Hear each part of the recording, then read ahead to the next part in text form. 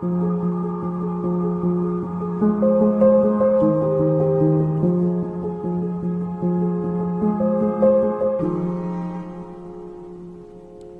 نام خدا. سلام، میلاد دخانچی هستم و این جیوگی گپه. مهمان امشب من اسلاوی ژیژک هستش. آقای ژیژک، به جیوگی خوش اومدید. I'm grateful to you. It's a great honor for me to be on جیوگی and I hope it's not the last time. مهمان امروز جیوگی یکی از مشهورترین فیلسوفان اروپایی است و قبلا از او به عنوان خطرناکترین فیلسوف جهان غرب نیز یاد شده است. نام او اسلاوی ژیژک است. او اصالتا اهل اسلوونی است و به شدت تحت تاثیر مارکس جامعه شناس، هگل فیلسوف و لاکان روانکاو است. کتاب او به زبان‌های مختلف دنیا در موضوعات مختلف از سینما تا سیاست و از فلسفه تا روانکاوی ترجمه شده اند و طرفداران او حاضرند برای شنیدن صحبت‌های او مدت طولانی در صف بایستند. بعضی ژیژک را یک فیلسوف سلبریتی می‌دانند، چرا که او توانسته است دنیای آکادمیک را با فرهنگ عامه آشتی دهد و دایره نفوذ خود را به فضای غیر دانشگاهی نیز بسط دهد. برعکس تجربه جیوگی با بعضی اساتید پراطوار ایرانی، ژیژک در طول این مصاحبه بسیار خاکی ظاهر شد و ارتباط برقرار کردن و دعوت از او برای حضور در جیوگی کار سختی نبود. او اصرار داشت در این مصاحبه نه دکتر ژیژک بلکه اسلاوی خوانده شود.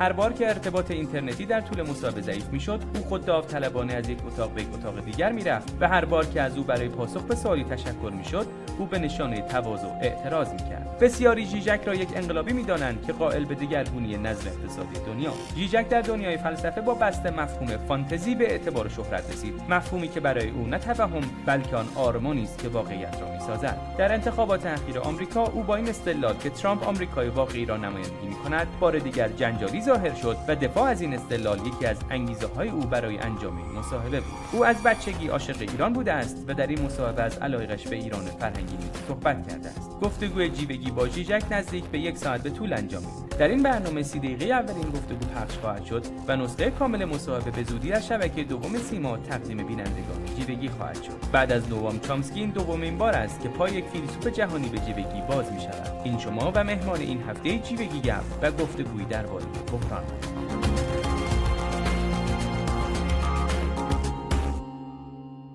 اسلاوی، این هفته ما داریم درباره بحران صحبت می‌کنیم در جیوگی. بینندگان ما کنجکاون بدونن که از منظر یک فیلسوف اروپایی مهمترین و بزرگترین بحران‌های جهانی کدوم هستن؟ اگه بخوای به 3 تا بحران اصلی اشاره بکنی، به 3 تا بحران جهانی، چیا رو نام میبری؟ When we talk about crisis today, we should be very specific what crisis do we mean. When I was over a year ago in Seoul, South Korea, people there started to laugh when I talked about crisis. They told me, wait a minute, America, United States are getting out of the crisis. Generally, even African countries are progressing. The Far East, China, Korea, Vietnam, and so on are doing better and better. So they told me, where is the crisis? Except Western Europe. The crisis or Southern Europe.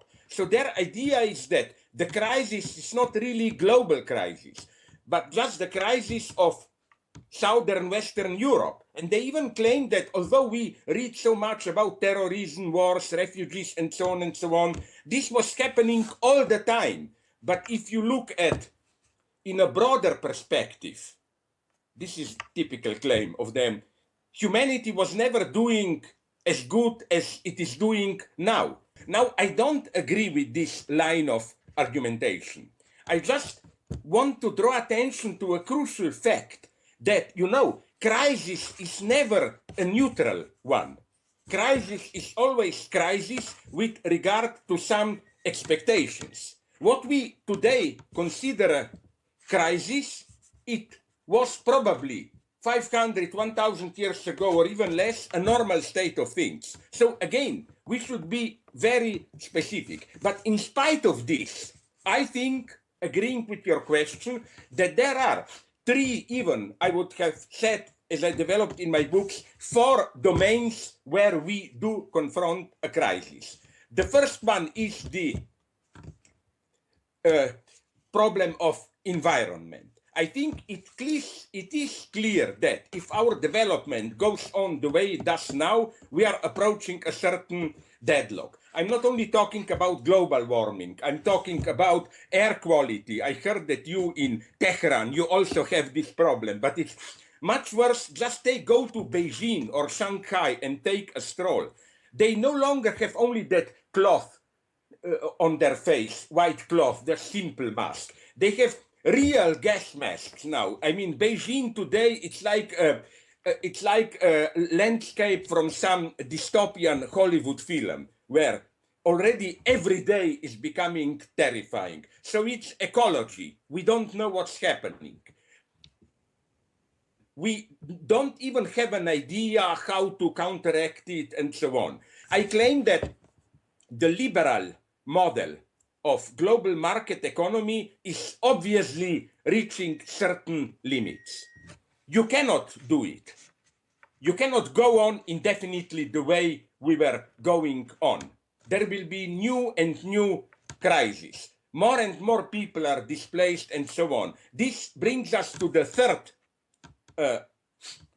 crisis, critical point. The crisis, I would say, the crisis of new walls, of refugees. I mean, what is happening today globally? Something very sad, I claim, that more and more humanity is falling apart into those who live under cupola, I call it, you know, safe place under an invisible big cover where certain standards are maintained, and those who are out. And the problem of refugees is that those who are out want to come in. And this problem, if anything, is becoming more and more difficult. A new division, worldwide division, is coming, which I think is even worse than the old class divisions about which Marxism was speaking. And then the last problem, which we should not underestimate, it's the problem of biogenetics. Are we aware how quickly things are happening there? I'm trying to follow what goes on there. I claim that if things will be left just to spontaneous development, then soon we will live in a place which will be like some science fiction dystopias. A minority will genetically modify their own children themselves and will control the stupid majority kept out. Like literally, those in power, those who rule us, will become, I claim, not only a different class, but a different biological. This is happening in front of our eyes. I think that maybe this is even the deepest crisis. I'm not exaggerating here, because you know what is happening. Make a simple reflection. What is our basic sense of freedom? It is that reality is out there, but what I think, nobody can touch me here. And even if I may, I hope it will be respectful enough, make a reference to Quran. Even there is a nice passage, you know, I read Quran. It says in Quran, if you are an atheist, that's your free decision. Nobody can force you to believe, only you should behave publicly in a proper way. So you see, it admits this basic human freedom. Do I really believe or not? That's my inner matter. But this presupposes the difference between inside and outside. But this difference today is slowly undermined, not only with psycho drugs, new pharmacomines, and so on, but also with direct connection between our brain and outside. Do you know that at the very elementary level, our brains can be already linked to computers, so that on the one hand, we humans become almost divine. Like, you know, Stephen Hawking, he no longer needs his finger to move his wheelchair. His brains are already connected to the computer, so he thinks forward and his wheelchair moves forward. But you know, it goes also in the other directions. Computers can also already detect up to a point, it's still very primitive, what goes on in our brain.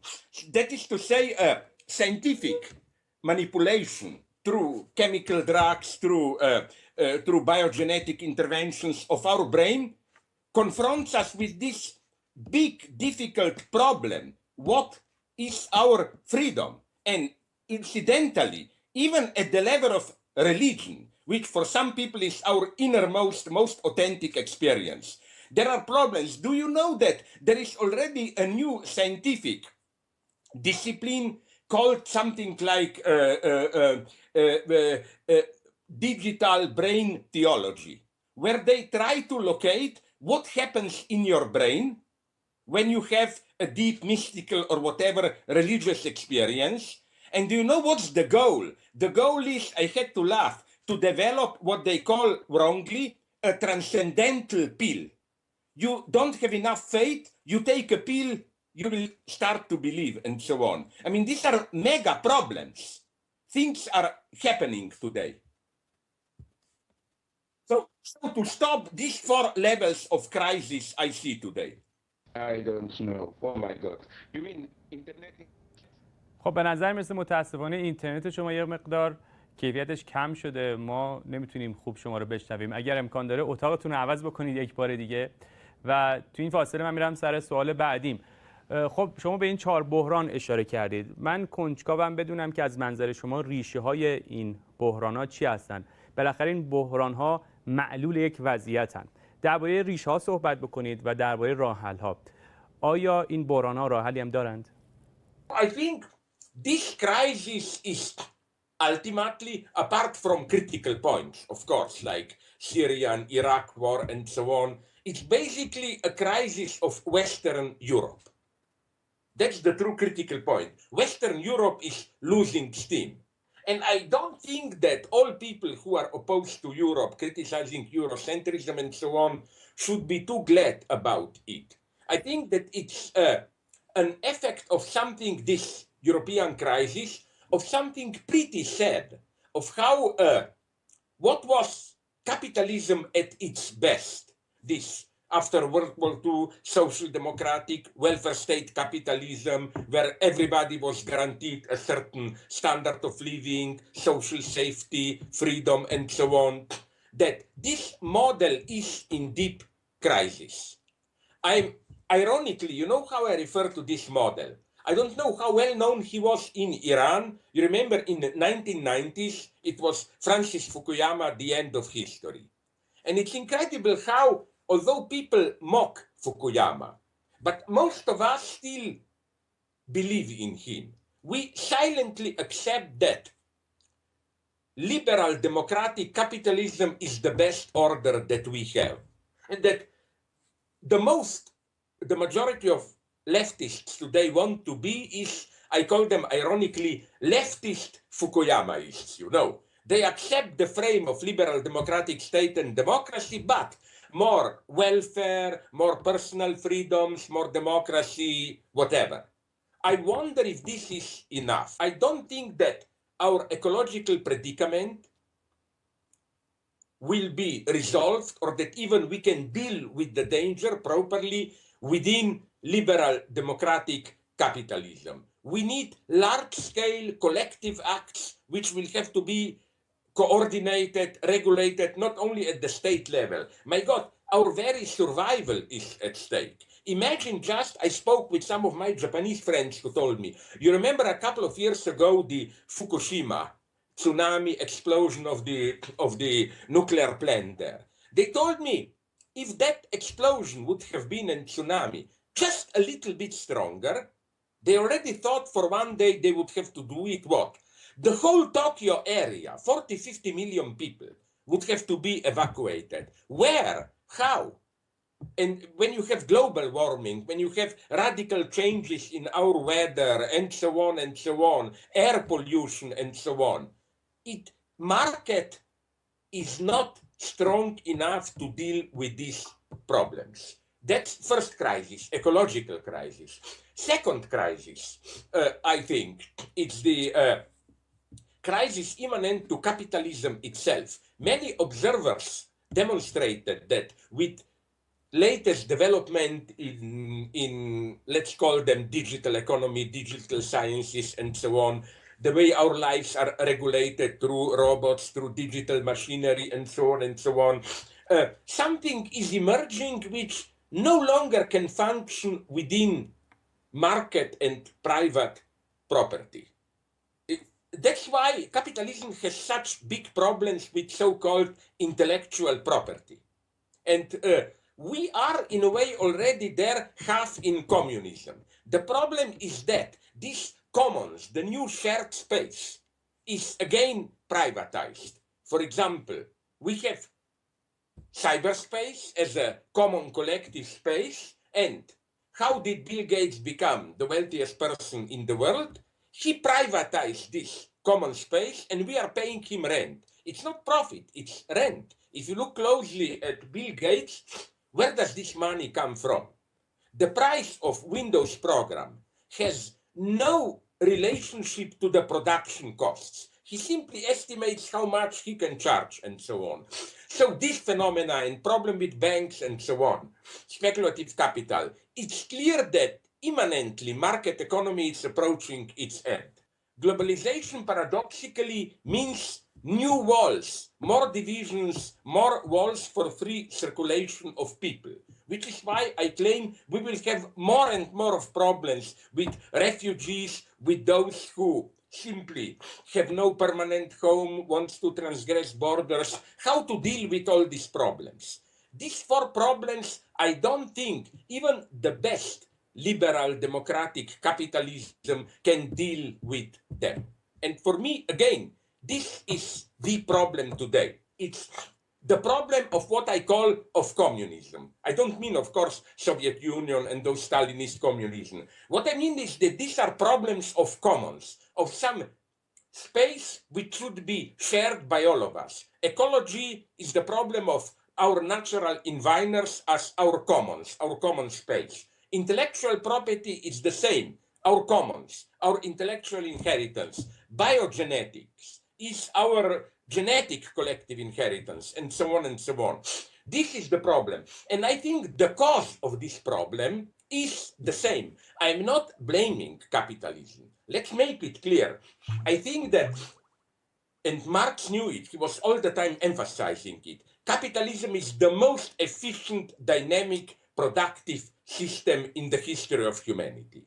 But I claim today it is gradually reaching its limits. And the tragedy is that we don't have a precise idea how to get out of it, how to confront its destructive implications. And so again, I think that I don't blame capitalism. It's not the point that it's guilty, but all the problems we have today are basically the problems of global capitalism. Even what we in the West today scare, what we are afraid most, so-called Islamic terrorism and so on, ISIS, Daesh or whatever. But look at them.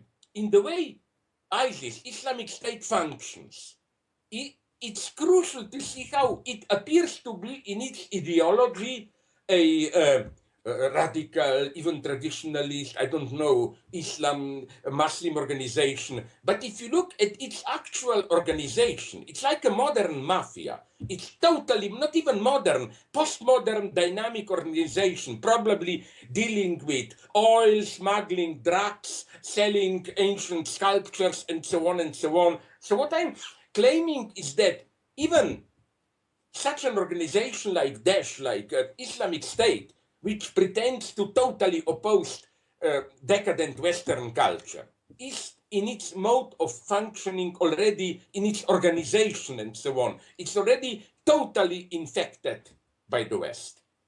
So, and I think, sorry, just to finish that, we had welfare state, social democracy, which as long as it functioned, it wasn't so bad. We had Stalinist communism. Maybe it worked a little bit at the beginning when you had to industrialize quickly a country. But afterwards, when industrialization was done, it no longer worked. And apart from this old nostalgia for local communities where people self-organize themselves, but this model cannot be globalized, this is what always shocks me. Whenever we have a great protest movement in Greece, from Podemos to Syriza to Occupy Wall Street, I was going all around and asking them the same question, demonstrators, protesters there. What do you want? What type of change do you want? I never got a clear answer. I think that the ultimate problem behind all these problems is that we need a radical change, but today's left does not have an answer. What kind of change, how to do it, and so on and so on. And this situation where we all know the change is needed, but we are not oriented into how to do it, these are very dangerous moments. Was it popular among young people in Iran also, that film with Natalie Portman and so on, V for Vendetta? You remember what happens in the end. The crowd penetrates the parliament, people take over, and end of the film. I could just see a film called V for Vendetta Part 2. But what happens then? Okay, the people takes over, we are all enthusiastic. What happens then? What will they do? Will they nationalize economy or what? How will they impose a new order? You know, this is what makes me so suspicious of all these new explosions of the left, from Syriza to Podemos, or even to Arab Spring in Egypt and so on, or even in Turkey. It's all so nice as long as we have the big revolution. Millions of people on the streets, we all cry with them and so on. What interests me is, as they say, to designate in English the alcoholic state, the morning after. But what happens when the big events are over and when life returns to normal? How will ordinary people feel the change? شما در مطالعات اجتماعی و فرهنگی با مفهوم فانتزی مشهور و معروف شدید. ما در زبان فارسی از کلمه فانتزی استفاده می‌کنیم و غالباً منظورمون توهمه، مثلا میگیم اشکال فانتزی، چیزهایی که خیالی هستن. ولی برای شما فانتزی یه چیز پیچیده‌تره. اگر بخواید به زبان ساده فانتزی رو توضیح بدید به ما چی میگید؟ فانتزی یعنی چی؟ Fantasy is not something that's crucial. Okay, I don't have time now to go into Lacanian theory, but fantasy is not simply you fantasize as opposed to reality. The most elementary definition in psychoanalysis of fantasy would have been that it's not, let's say, I want something, I fail, I don't get it, so I fantasize about doing it. No, fantasy is that unconscious, usually, structure of my desire, which explains why do I love that woman or that man or whatever. Fantasy provides the coordinates of my desire. Our experience is chaotic. Fantasy is a kind of a, almost, if I may put it in philosophical terms, a transcendental horizon, a texture of meaning, which makes my experience of reality meaningful. That's why, for example, in Europe, the typical structure of fantasy was in 20th century that of anti-Semitism, for example. In Germany in the 20s, for ordinary people, the experience was totally chaotic. You know, inflation, social disorder, instability, and so on and so on. Then Hitler came and said, behind all this is a Jew, the Jewish plot.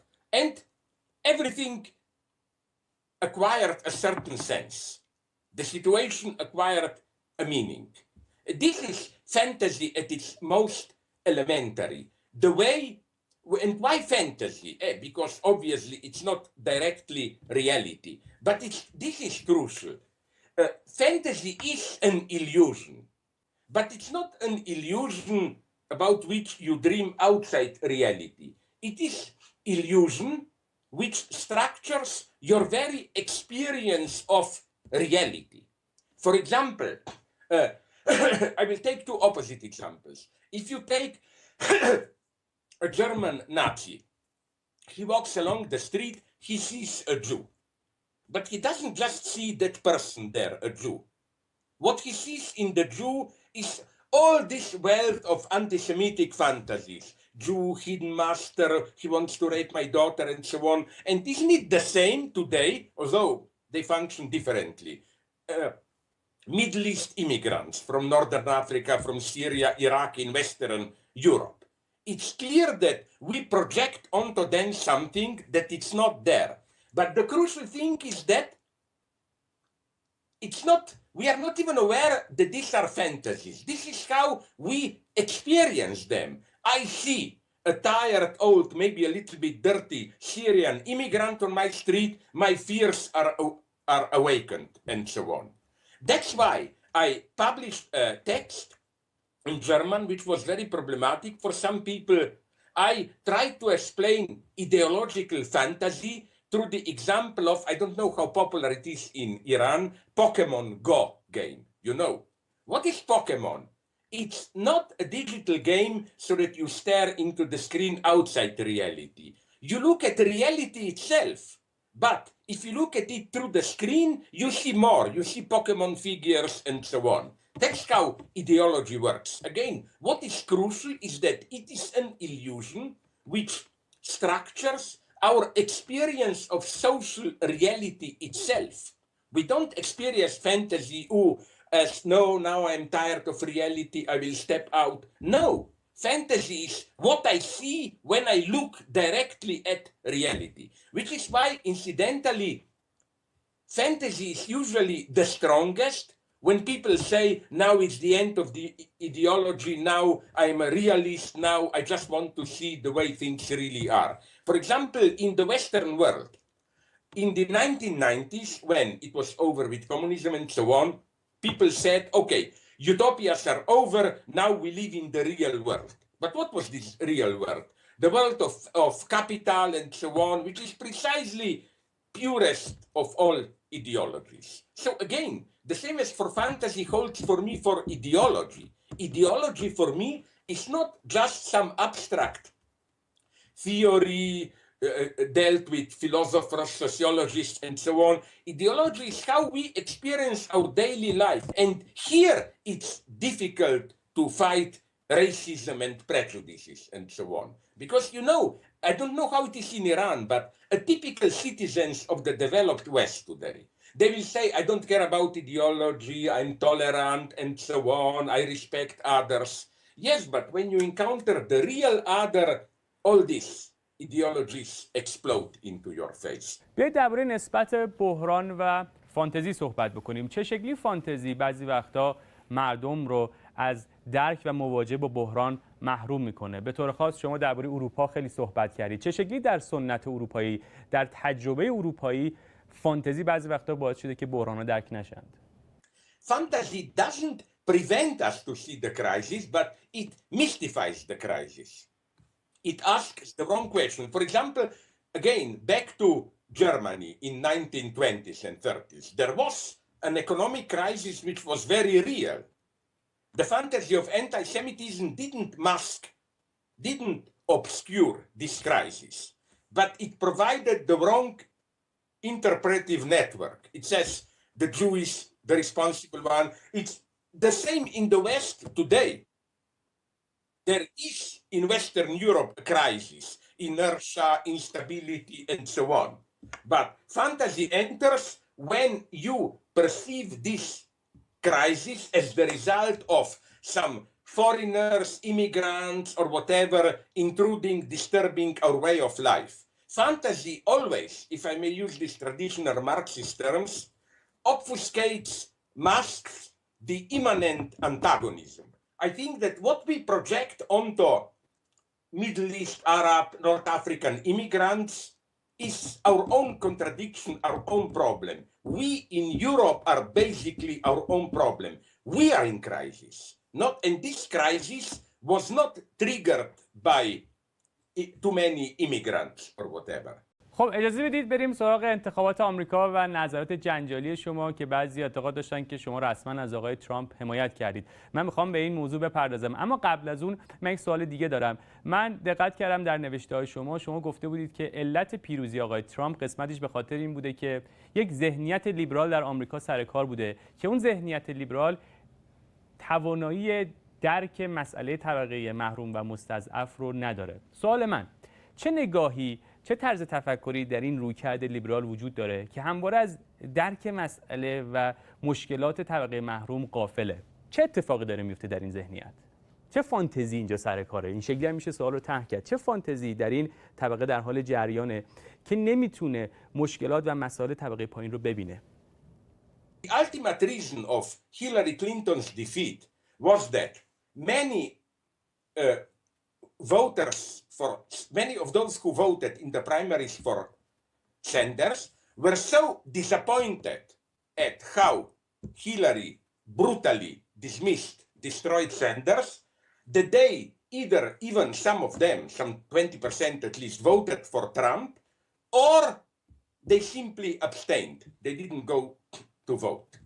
The Democratic Party totally neglected or dismissed as nationalist, proto-fascist, and so on, some real discontent of ordinary people. And it's not just United States, it's also all of Western Europe. We have this surprising success of UKIP in Britain. We have now Marine Le Pen in Germany, the alternative for Germany, and so on and so on. So that's my vision. This was the educated, liberal middle class. Its basic problems were cultural problems.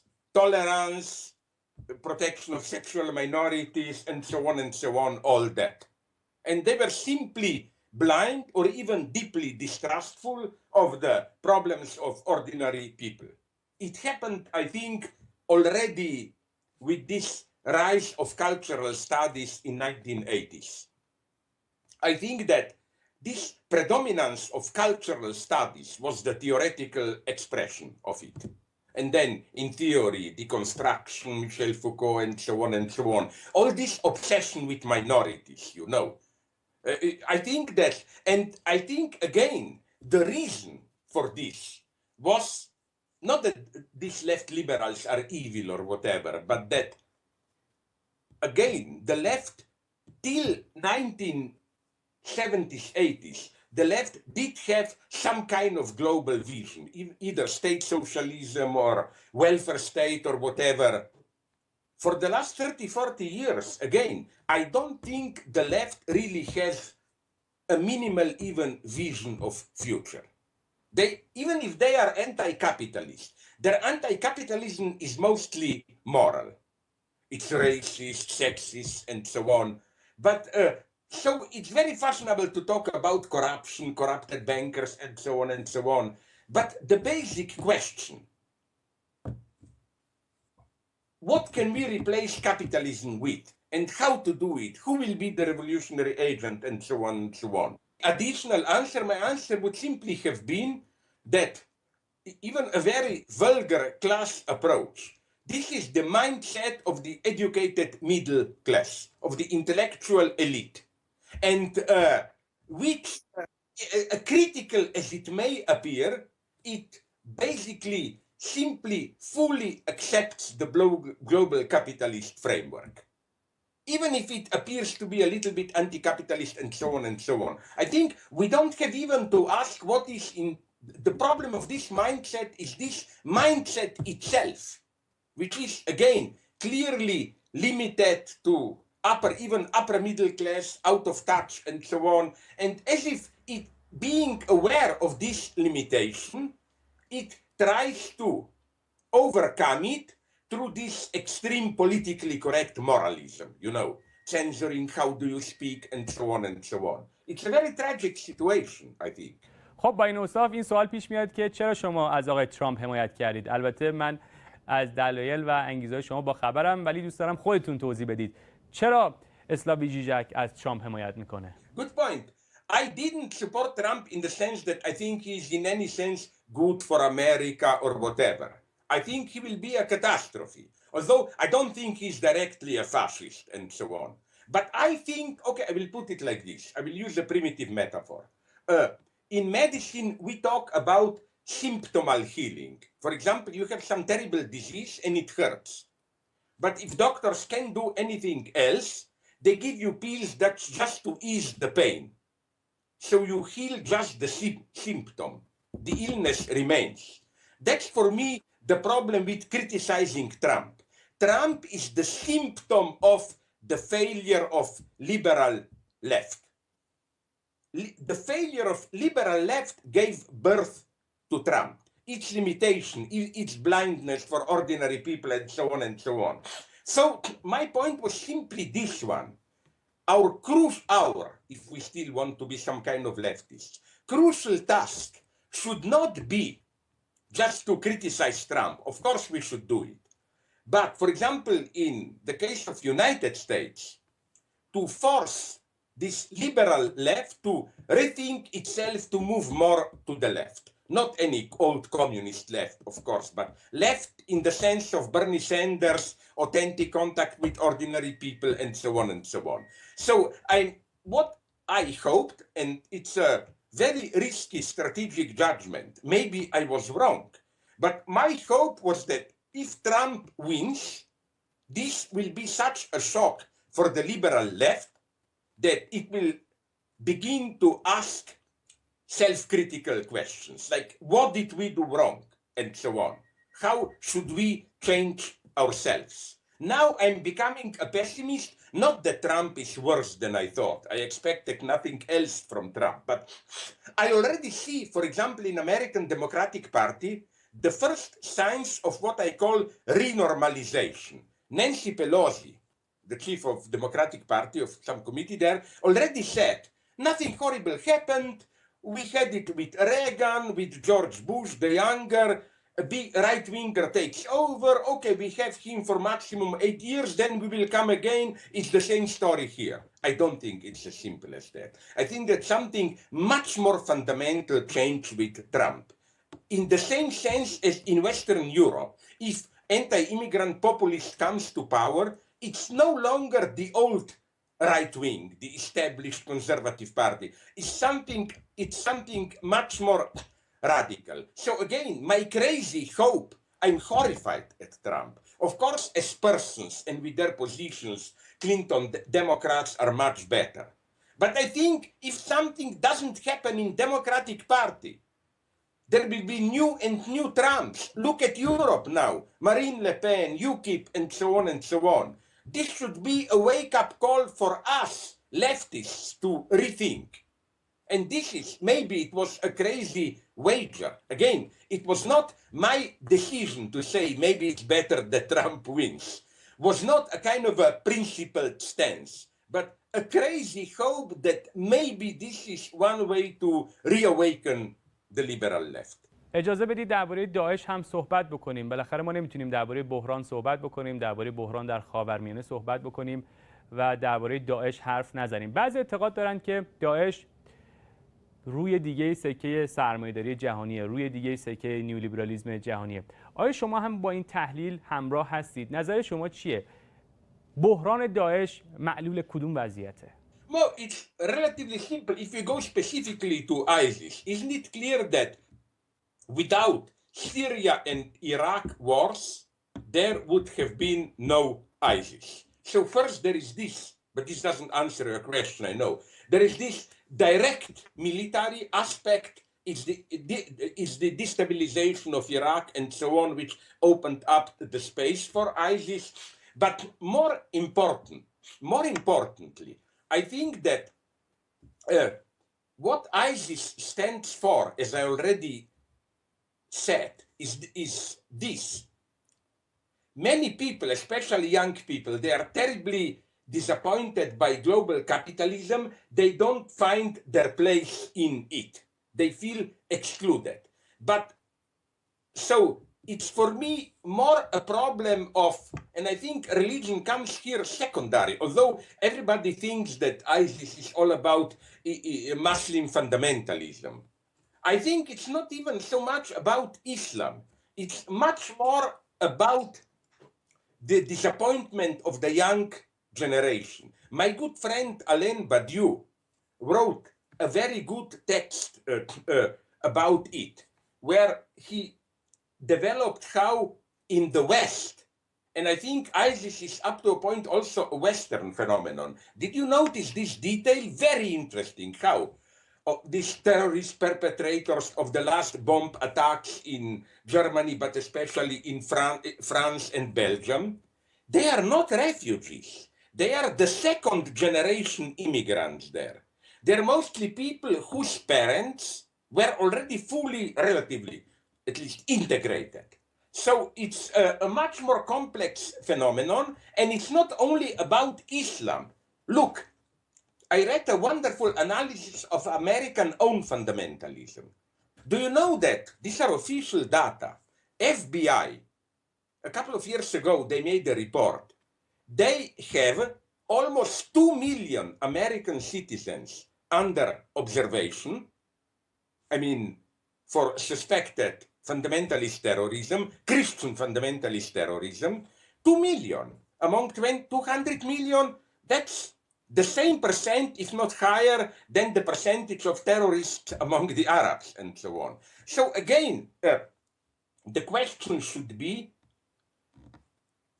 not how should we choose between liberal capitalism and terrorism, but why does today's global capitalism open up the space for whatever we call it, fundamentalism, terrorism? Because again, United States are a proof that it's not just Islam or violent, but you know, many of my friends are telling me, but there must be something in Islam, other religions are not so violent. Did you hear about Buddhist terrorism? I immediately tell them, yes, I did. There is in Ceylon, Sri Lanka, there is in Thailand, there is in Bhutan, Nepal, and so on.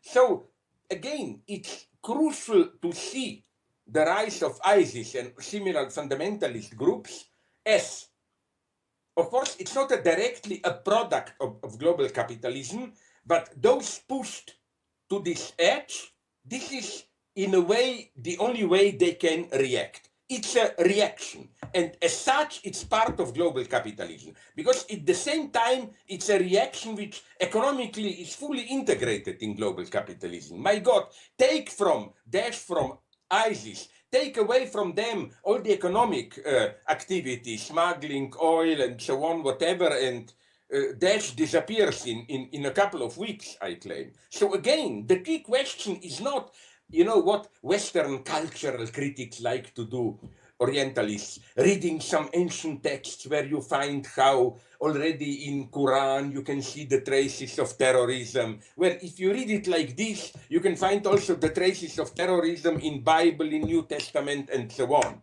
Today's terrorism is an effect of global capitalism. و اما سوال آخر، من میدونم که شما به ایران و به طور خاص ایران فرهنگی علاقه زیادی دارید. چرا ایران براتون مهمه و چه منظر ایران به عنوان یک تمدن، به عنوان یک فرهنگ تو این مناسبات جهانی برای شما به عنوان یک فیلسوف اروپایی موضوعیت پیدا کرده؟ I would like to do it, and I would like to tell you that I like your country maybe for strange reasons. From when I was a child, from my puberty, I liked that mysterious text of assassins, you know, Alamut and so on. This was the myth of my childhood. I never considered them terrorists. I think they were good guys killing the rich, corrupted ones, and so on and so on. So I have a long affair with Iran, cultural also. I like the movies. I don't like so much, this is the only point I must disappoint you. Who is it? Harun al-Rashid? No, who is your great poet? حافظ رو میگی؟ Yeah. There I have problems. Very strange. I don't know. I just don't like him. I don't like that type of poetry. But I like old Iranian philosophers. They are now even very fashionable in some circles. You know, I like the whole history of Iran. I also think that in history, by you, I mean Iran, Persian people, were not being given a fair press. You know, it's always this opposition, old Persia, old Iran versus the ancient Greeks. And you have then the bad king, emperor against the good democratic Greeks, and so on and so on. So in a spontaneous way, I was also on the side of Iran. You know, the European myth is that if Persians were to occupy Greece, after all those battles of Marathon, Thermopylae, and so on, that then it would be a catastrophe for Europe. But I'm saying, what if it would not be a catastrophe for Europe? You never know what would have happened. Iran always interested me because it was, sorry, because it was neither here nor there. It wasn't ancient Greece, Europe, but it never was simply Orient. But nonetheless, I'm now aware that you are something quite specific there. No, you are really somewhere in between, neither here, neither there. And I think this is, in these stupid times, a very good position to be. And also, I think that originally your Khomeini revolution, I'm not a utopian, but for me, the very fact that it took the circle around Khomeini over almost 2 years to fully take over. Wasn't there, after the Shah fled, a long internal struggle? This struggle itself is for me a proof that it was not simply a religious hardline coup d'etat, Khomeini revolution. Some incredible energy exploded. I mean, it's simply fascinating. And my friends who visited Iran, do you know that the other of the three of my Slovene Lacanian group, me, Mladen Dolar, Alenka Zubancic, do you know that Mladen Dolar was half a year ago for 2-3 weeks in Iran on a private visit with his wife, and he loved it there.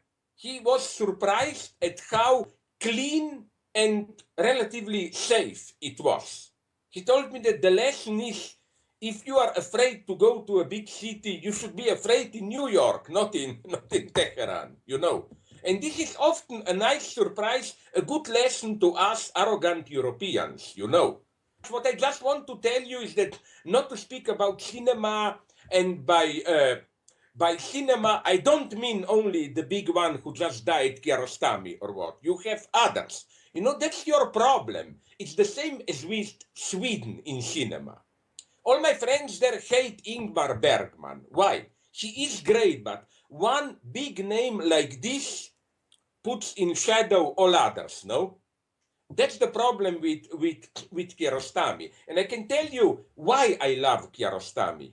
Because, you know, when people told me, oh, this is a great director, you should see him, I was afraid that they are giving me this high art movie bullshit, you know, like, it's boring, but then you are obliged to praise it. And it was so nice for me to see that, no, it's not boring. These are films which are quite nice to watch. شما به کشورهای مختلفی سفر کردید. دوست دارید یه روزی بیاید ایران؟ I would love to come to Iran because first, what I know from many of my friends who were there is that there is an incredibly lively intellectual life. It's not this type of general reference to Western philosophy. You have people there who read all the stuff, who know how to debate, so I would find people to seriously talk with and not play this arrogant Western guy who enlightens you primitive people. I would be among equals there. Part two, I'm not fascinated by that hot southern Iran. I would like to see some mountains and Black Sea coast of northern Iran. I don't know why, but that's the mythic area for me. And it's even practical because I think it's not so far. It's just what, 2 hours, 3 by car or what, from Tehran to Black Sea coast, no? You usually go there in the summer to swim, no? So that's all I want. And especially no big historical monuments, or not too many of them. I want to see ordinary life. For me, to really be in a country, I hate to play this politically correct game, tell me about your culture and so on. You really become friendly with the people from a country when you exchange dirty, slightly obscene jokes. That's what I would like to do there. That you tell me, you must have all these jokes about some people from some part of Iran, they are stupid, they are greedy. We have in Slovenia and so on. I would like to have a nice evening with you exchanging dirty jokes. این رسم جیوگیه که ما از مهمونامون میخوایم که به ما 3 کتاب معرفی کنن. 3 کتاب به ما معرفی میکنید؟ Of recent theoretical books, it's not a very complex one. It's simple but very good. My good friend, he is a futurologist, a theorist of catastrophes. Jean-Pierre Dupuy, D-U-P-U-Y. A year ago, he published, he's a greatly respected big figure, he published a small book, less than 200 pages, something like Economy and the Future, about this self-destructive cycle of capitalism and how to deal with catastrophes. The book is full of also wonderful anecdotes, jokes, and very deep. So this guy, D-U-P-U-Y, that's definitely one book I would advise everyone to read. It should be translated and so on. That second book, I don't know how well known are they in Iran, but it may appear strange, but do you know that a Russian writer who wrote in 20s and 30s, Andrei Platonov, Chevengur and so on, he was a Bolshevik, but a Bolshevik who saw the nihilist dimension. And he wrote Foundation Pete and Chevengur, two half-utopian, dystopian novels about the nihilism of totalitarian power. But what I like about those movies is that, books, is that they are not written from the usual liberal anti-totalitarianism. But he was a dedicated Bolshevik, but he saw the nihilist dimension. Then a third book, a very short one, maybe it's even translated, I don't know. It's not very good theoretical, but it's a short book that I like to read, and it's even contested theoretically. Susan Buck Morse, American theorist, he wrote a book on Hegel and Haiti, demonstrating how Haiti revolution, the first black democratic revolution, they wanted to be more French than French themselves, was crucial influence on Hegel. And at the same time, I learned there a wonderful thing. You know, she discovered from some memoirs that the key person of Haiti revolution, the one who was awakening, mobilizing slaves, was a guy called John Bookman, like the man of a book. But you know which was this book? Quran. So at least there Islam was clean. Oh my God, the book which triggered the big revolution, Western democratic style, was Quran and so on. That would be three books which I consciously didn't choose Hegel's phenomenology or some difficult stuff, but three light readable books, but they are eternal.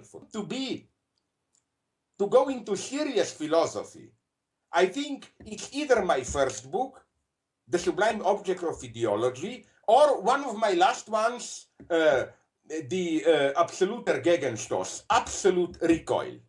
That one is my best philosophical book, but it's pretty heavy. خیلی ممنون اسلاوی که در این گفتگو با من همراه بودی. اگر حرف آخری داری که میخوای بزنیم و اگر دوست داری با ملت ایران مستقیم صحبت بکنی، خواهش میکنم بفرمایید. Thank you, Milad, and thanks also to all the viewers there.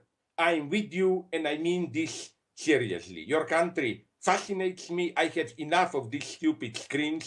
I want now, in some foreseeable future, not 30 years from now when I will be dead probably, I would like to be there, and even if I have diabetes, I would like to have a nice Iranian dessert and have a nice conversation. I love your country. Thank you very much. ما هم امیدواریم که یک روزی از نزدیک بتونیم شما رو ببینیم. امیدوارم که یک روزی تشریف بیارید در استودیومون در جیوگی که بتونیم رو در رو با هم گفتگو داشته باشیم.